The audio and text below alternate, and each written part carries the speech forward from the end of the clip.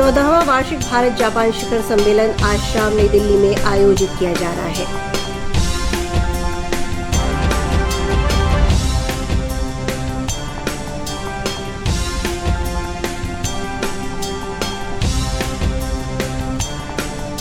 इस शिखर सम्मेलन में प्रधानमंत्री नरेंद्र मोदी के साथ जापान के प्रधानमंत्री फूमियो किशिदा दोनों देशों के बीच आपसी संबंधों को मजबूत बनाने पर चर्चा करेंगे।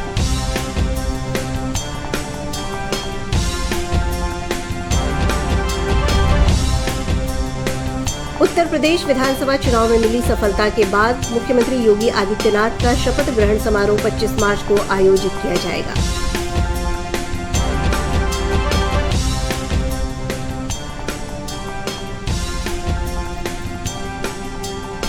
उत्तर प्रदेश के मुख्यमंत्री योगी आदित्यनाथ आज गोरखपुर में पारंपरिक नरसिंह शोभा यात्रा में श्रद्धालुओं के साथ शामिल हुए।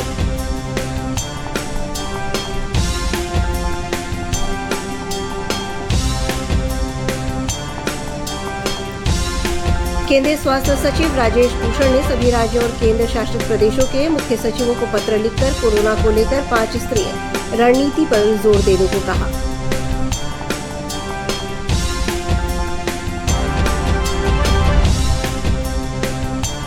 देश भर में कोरोना टीकाकरण अभियान तेजी से जारी है। अब तक 181 करोड़ 4 लाख से अधिक टीके लगाए जा चुके हैं।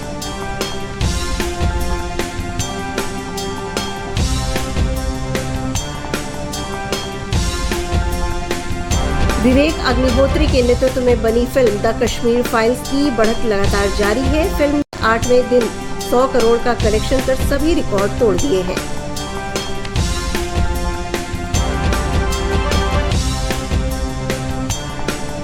बिहार विधानसभा अध्यक्ष विजय कुमार सिन्हा से दुर्व्यवहार मामले में लखीसराय के डीएसपी रंजन कुमार का तबादला कर दिया गया है।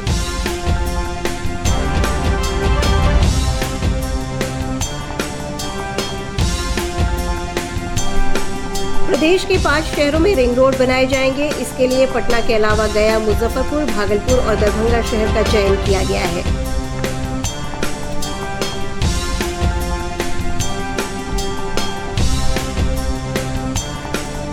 पटना समेत पूरे राज्य में तापमान में तेजी से बदलाव हो रहा है। बढ़ती गर्मी को लेकर मौसम विभाग ने लोगों से सेहत को लेकर अलर्ट रहने को कहा है।